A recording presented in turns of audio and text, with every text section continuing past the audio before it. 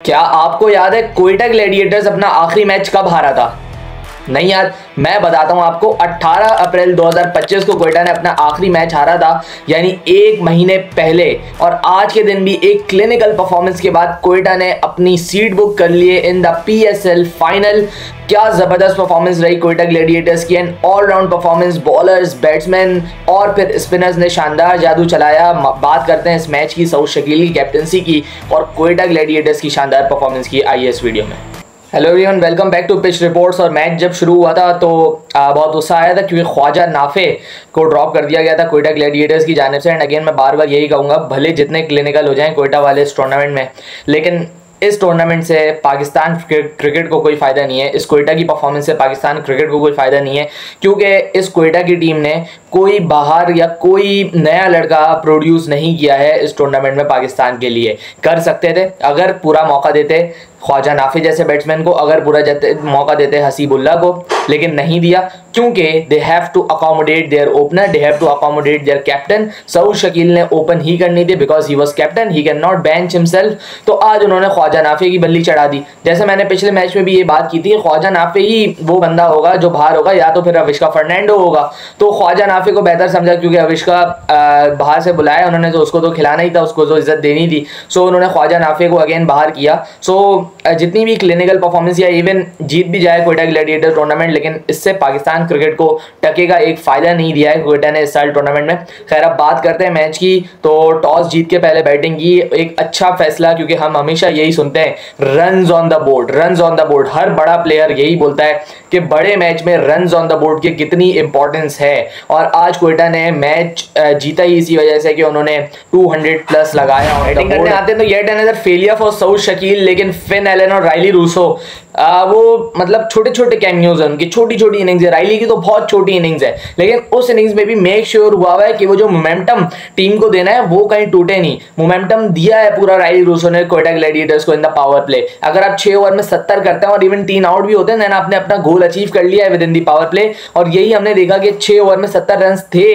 Quetta Gladiators के, तभी जाके उनको थोड़ा सा बीच में टाइम भी मिला। जब उनकी विकेट्स गिरी तो उनको टाइम मिला कि वो थोड़ा सा सैडन हो जाए और उसके बाद आखिरी ओवर्स में चार्ज करें, बिकॉज उनके पहले से रन हुए हुए थे।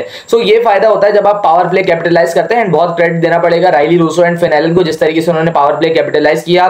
फिन एलन ने क्रिकेटिंग शॉट्स खेले, बैकफुट पंचेस, ड्राइव्स, ये शॉट्स उनसे हम एक्सपेक्ट नहीं करते। हम उनसे ब्लिजरेंट बैटिंग एक्सपेक्ट करते हैं कि वो निकल के या खड़े खड़े ही लपाटे घुमाएं और उस पर छक्के चौके मारें। लेकिन फिन एलन ने अपने गेम से थोड़ा सा हट के आज का गेम खेला, लेकिन ही वॉज इक्वली इफेक्टिव और more pleasant to the eye as well. Quetta Gladiators को अच्छा स्टार्ट देने में कामयाब हुए, लेकिन हसन नवाज के लिए एक 3 मैच के बाद पहली दफा आउट हुआ है, जो इस्लामाबाद से पहली दफा आउट हुए, क्योंकि इस्लामाबाद के पहले मैच में हसन ने मैच जितवाया, फिनिश किया। दूसरे मैच में उसने सेंचुरी की अगेंस्ट इस्लामाबाद। तो इस्लामाबाद ने जब उन्हें आउट किया तो एक रिलीफ जरूर हुआ होगा कि हसन नवाज जो प्लेयर हमारे खिलाफ बहुत ज्यादा रन कर रहा है, उसको हम लोगों ने आउट कर दिया है। लेकिन उसके बाद जो क्रूशल मोमेंट आया, जब आपने देखा कि इमाद वसीम ने आउट कर दिया फिन एलन को, एंड आते ही शादाब खान ने आउट कर दिया अविष्का फर्नांडो को, वहां पे एक मोमेंट ऐसा आया जरूर था कि हमें लगा कि यहां पे कोयटा ग्लैडिएटर्स को पकड़ लेगी इस्लामाबाद अंडर 180, अंडर 170। लेकिन जो पार्टनरशिप दिनेश चंदीमल और फहीम अशरफ की लगी है, ये पार्टनरशिप कोयटा ग्लैडिएटर्स को इतना कॉन्फिडेंस देगी कि शायद ये टूर्नामेंट भी जितवा जाए। क्योंकि अब इनको पता है कि अगर हम कहीं होल में जाके स्टक हुए तो हमारे पास ऐसे प्लेयर्स हैं कि वो हमें उस होल से निकाल के मैच जितवा पाए। एंड ये पार्टनरशिप बहुत ज्यादा क्रूशल थी। फहीम की जानिब से जो बैटिंग हुई है शानदार। Faheem Ashraf is looking a different player in this PSL. पूरे पीएसएल में जबरदस्त परफॉर्मेंस रही है, मैचेस जितवाए कोयटा को अपने बलबूते पे। एंड आज की इनिंग्स किसी छोटी इनिंग्स नहीं थी, ये कोई जबरदस्त इनिंग्स थी। एक बड़े मोमेंट पे इनिंग्स आई और क्या इनिंग्स खेली फहीम ने, मैच का रुख ही बदल गया। मैं कहता हूं फहीम की इनिंग्स से जो स्कोर 180, 190, मैक्सिमम 190 जाना था, वो उसने 209 तक पहुंचाया। तो फहीम की शानदार इनिंग्स को क्रेडिट देना पड़ेगा। And equally for Dinesh Chandimal, क्योंकि वो तो पहला बंदा था जिसने चार्ज लेना स्टार्ट किया। दिनेश चंदीमल ने शादाब खान को चार्ज लिया, उसके बाद कहीं जाके फहीम अशरफ ने भी हिम्मत दिखाई and Dinesh Chandimal continued as well. So इन दोनों की इनिंग्स और इन दोनों की पार्टनरशिप बहुत ज्यादा क्रूशल थी in the context of the game, जिसकी वजह से आप देखें क्वेटा ग्लैडिएटर्स ने डोमिनेट किया। फिर उसके बाद इस्लामाबाद यूनाइटेड को ऐसी पार्टनरशिप्स आपका कॉन्फिडेंस ऊपर लेके चली जाती हैं, एंड स्पेशली जब वो इतने बड़े गेम में आए सो ऑब्वियसली इंपैक्ट तो जरूर छोड़ती हैं। अब अगर मैं बात कर लूँ इस्लामाबाद की बॉलिंग की, तो नसीम शाह 4 ओवर 50 रन बिल्कुल ही फ्लैट नजर आए हैं। नसीम शाह ऑब्वियसली स्क्वाड पे ही बात करनी है, अभी मैंने बांग्लादेश के और नसीम का पॉइंट मैंने वैसे ही बना के रखा हुआ था, और आज की परफॉर्मेंस ने अगेन नसीम ने यही प्रूव किया कि he is way out of form. और हम ये बात आज से नहीं कह रहे, सिर्फ और सिर्फ आज की परफॉर्मेंस पे नहीं कह रहे, पूरा PSL देख लें, पूरी चैंपियंस ट्रॉफी, पूरी न्यूजीलैंड की सीरीज जो उठा के आपने देखना है पिछले 1 साल के अंदर, आप देख सकते हैं Naseem Shah has been out of form, और उसको जो है अब आपको नहीं कैरी करना चाहिए। जैसे आपने ड्रॉप किए हैं बड़े प्लेयर, उसको भी करना चाहिए, उसको भी थोड़ा टाइम देना चाहिए, ऑफ देना चाहिए, ताकि वो फिर जब आए तो एक अच्छा बॉलर पुराना वाला नसीम शाह बन के आए। खैर 4 ओवर 50 रन बिल्कुल भी एक्सेप्टेबल नहीं था, बिल्कुल मुंह पे बॉलिंग की in the power play as well as death. अब जब आपने मिड ऑफ ऊपर लिया हुआ है, आपका फुल जाने का तुक मुझे समझ नहीं आता है। एंड नसीम शाह 1 ओवर में 2-2 दफ़ा 3-3 दफ़ा फुल गया अगेंस्ट फ़हीम अशरफ, जिसका उन्होंने खमियाजा भुगता। फ़हीम ने भरपूर फ़ायदा उठाया वैसी गंदी बॉलिंग का, और आपने देखा जिसकी वजह से बहुत बड़ा डिफरेंस भी क्रिएट हुआ। फिर उसके बाद में अगर बात करूं तो शादाब खान ने चालाकी से अपने आप को थोड़ा बचा तो लिया, लेकिन ये चालाकी छुपती नहीं है ज़्यादा देर तक। फिन एलन जब बैटिंग कर रहा था, शादाब ने अपने आप को बॉल ही नहीं दिया। शादाब इंतजार कर रहा था कि जैसे ही फिन एलन जाएगा तो मैं फिर आऊँगा, और जैसे ही इमाद वसीम ने आउट किया, अगला ओवर शादाब खान करने आ गए। और उसके बाद पहला ओवर तो चले उन्होंने सही कर दिया, उसमें आउट भी कर दिया उन्होंने अविष्का को, लेकिन दूसरे ओवर में उन्होंने जो बॉलिंग की है वो इतनी गंदी बॉलिंग, इतनी फुल लेंथ पे हाफ वॉलीज विद इतना लूप, सो जिसकी वजह से उनको हाथ खोलने का मौका मिला। एंड मेरे ख्याल से वही एक ओवर था जिसको आप कह सकते हो डिसाइसिव ओवर था, जिसके बाद से फ्लो में आना शुरू हो गया क्वेटा ग्लैडिएटर्स, एंड बड़ी पार्टनरशिप बनाने में कामयाब हुए फ़हीम और दिनेश, जिसकी वजह से आप देखें कि क्वेटा ग्लैडिएटर्स ने मैच विन किया है। मैं अगेन कहूँगा वो पार्टनरशिप अगर नहीं होती तो Islamabad would have chase the target, और मेरे ख्याल से इतना स्कोर भी नहीं बनता। सो शादाब खान को अपने बारे में थोड़ा सोचने की ज़रूरत है। खुद को लेके आए सामने, जब एज अ कैप्टन है तो 2 ओवर करना as a main spinner of the team ये कुछ जस्टिफाई नहीं करता आपकी पोजीशन को in the team. So I think Shadab को अपने ऊपर तो एटलीस्ट भरोसा होना चाहिए, एंड बॉलिंग करनी चाहिए थी उसको। After all he is the main spinner, मैं अगेन कहूंगा। सो आप ये कब तक छुपोगे आप, ये किसी को नहीं पता, क्योंकि अभी आपने पाकिस्तान के लिए भी नाम आया, वहां पे भी जाना है, वहां पे भी छुपोगे तो फिर बॉलिंग कौन करेगा, ये बहुत बड़ा सवाल है।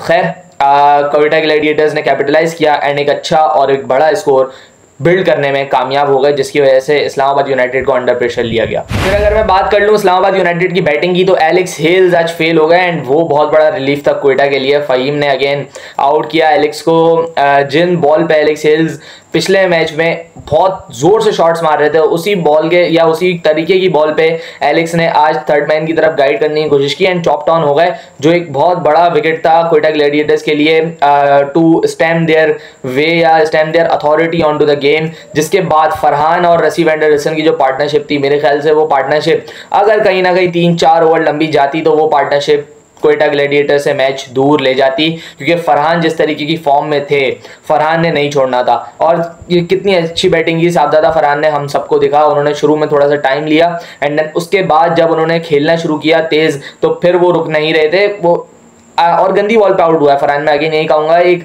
ऐसा बॉल था जो कि बाहर जाना चाहिए था ग्राउंड के, फरहान ने उसको सीधा ही हाथों में मार दिया। एंड आई थिंक फरहान जब इतना सेट हो गए थे तो Farhan really should have finish the game. और मैं अगर ये बात बाबर के लिए कहता हूँ तो वाई नॉट फॉर फरहान, क्योंकि जो प्लेयर इतना सेट हो जाता है फिर उसकी जिम्मेदारी होती है कि अपनी टीम को ओवर द लाइन लेके जाए, जो कि अनफॉर्चुनेटली फरहान नहीं कर पाया। लेकिन नंदलेस एक शानदार इनिंग्स रही उनकी भी। फिर रसी वेंडरसन भी बड़े खतरनाक लग रहे थे until that yorker came from Wasim junior, और क्या परफेक्ट यॉर्कर थी। Wasim is known for that reverse swing tailing yorker, जबरदस्त। और उसकी वजह से मैं कहूँगा वो एक बहुत बहुत गेम चेंजिंग मूवमेंट था, और अगर वो ना होता और वो पार्टनरशिप कंटिन्यू करती, सो मेरा नहीं ख्याल था कि क्वेटा ग्लैडिएटर्स इतनी आसानी से जो ये 30 रन से मैच जीते हैं वो जीत पाती। सो एक वो बहुत गेम चेंजिंग मोमेंट था जिसकी वजह से Quetta gladiator back into the match आई। लेकिन आप 100 बातें कर लें कि वसीम ने ज़बरदस्त बोल्ड किया या मोहम्मद आमिर का नया बॉल स्पेल आप देख लें कितना कंटेन करके रखा, लेकिन जो मेन इम्पैक्ट क्रिएट किया है वो सऊद शकील की कप्तानी ने।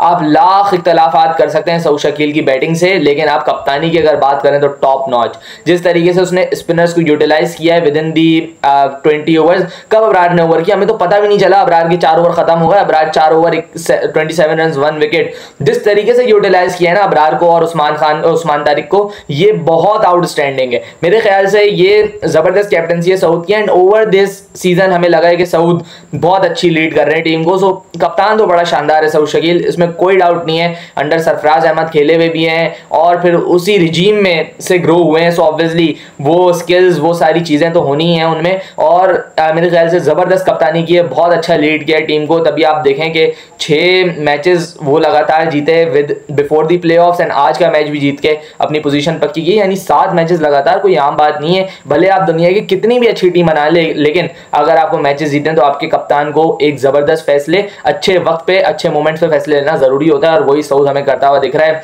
इस सीजन में। शानदार परफॉर्मेंस सऊद शकील की जानिब से एज अ कैप्टन। फिर उसके बाद Abrar Ahmed and Usman Tariq, they were the main reason why Quetta Gladiators snatched the win from Islamabad United. Abrar 4 over 27 run 1 out, Usman Tariq 4 over 32 run 3 out. So मतलब एक तरफ आप देखें इस्लामाबाद के स्पिनर्स को, एक तरफ आप देखें कोयटा के स्पिनर्स को, आपको पता चल जाएगा कि मैच क्यों जीता है फिर कोयटा ग्लैडिएटर्स। ये होती है कि जब आप अच्छी तरीके से स्पिनर्स को यूटिलाइज करते हैं। मैं अगेन यही कहूंगा कि स्पिनर्स ने बॉलिंग तो अच्छी की है, लेकिन उनका यूटिलाइजेशन जिस तरीके से हुआ है, उनको किस मोमेंट पे लेके आना है, कहाँ लेके आना है, वो भी बहुत शानदार तरीके से सऊद ने अपनी रिस्पॉन्सिबिलिटी निभाई है, जिसकी वजह से एक ओवरऑल टीम परफॉर्मेंस जैसे मैंने पहले कहा था वो निकल के सामने आई है। एंड कोयटा ग्लैडिएटर्स ने एक क्लिनिकल परफॉर्मेंस देके इस्लामाबाद यूनाइटेड को चारों खाने चित किया है। एंड नाउ अब इस्लामाबाद कराची या लाहौर के विनर से खेलेगा, जो कि कल एक हाईली एंटीसिपेटेड बैटल है बिटवीन द 2 आर्च राइवल्स। तो उसके लिए मैच भी देखना ना भूलिएगा, एंड उसके बाद हमारी वीडियो भी ना देखना भूलिएगा। जब तक के लिए अल्लाह हाफिज, मिलते हैं उस वीडियो में।